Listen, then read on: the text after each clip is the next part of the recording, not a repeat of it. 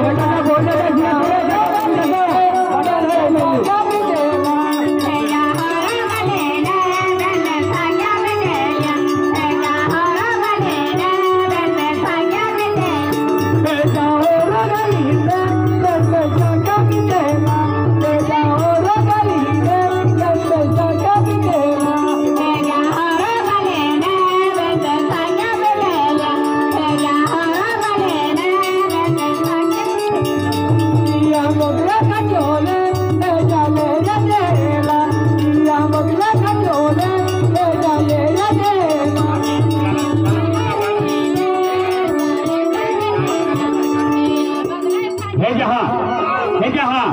आज ये प्रकृति वातावरणों में एनी भारी सुगंध फैलाई गेली है। आज होती भारी सुगंध फैलाई गेली है ये वातावरणों में ते हेजा या सुगंधों की बारी है या स्वाद केंद्र वेरी हे जहा या स्वाद केंद्र वेरी क्या खातर हे जहा मन एक साथ पीवलो है मन एक साथ लाऊं काय हे जहा एक साथ पिया है मन एक साथ लाओ हे जहा बोझा बोझा का बोझा का बोझा हे जहा आज ये सुगंध की बारी है स्वाद केंद्र वेरी तुम एक साथ लाओ हे जहा बाबा बोझा बोझा बोझा बोझा बोझा बोझा भैया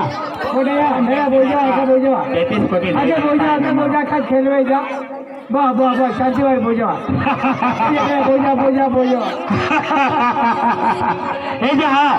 अरे खरेखर अमृत आहे ई तोडमोडी टिकीमुळे चाळम खरेखर अमृत आहे अरे एक साथ पिताजे डिलुंबादी उरोरी पोरा गेली आहे अरे आजू एक साथ पिवलो है आज एक साथ पिता जोती दिलुम घुसली गेली है आज एक साथ पिया है जहा आज एक साथ लावता है जहा अरे बंद रखो गोगला खाटी में उनका टुकड़ा निकली हो कौन है किधर कहीं सिंचाई दे दो फिर हुरो माथा भी नहीं हो कौन गोगला खाटी में देवागे हे जहा अरे एक साथ बिजली दिलुम उरोरी पोरा गेली आणि पीरी साथ पिताजी एकदम दिलू काकवा दूर गयो हे जहा खरेखर अमृताई पोडमोजी टिकीमो चाला में अनाज आपको दुनिया का तो हारा केरा निकला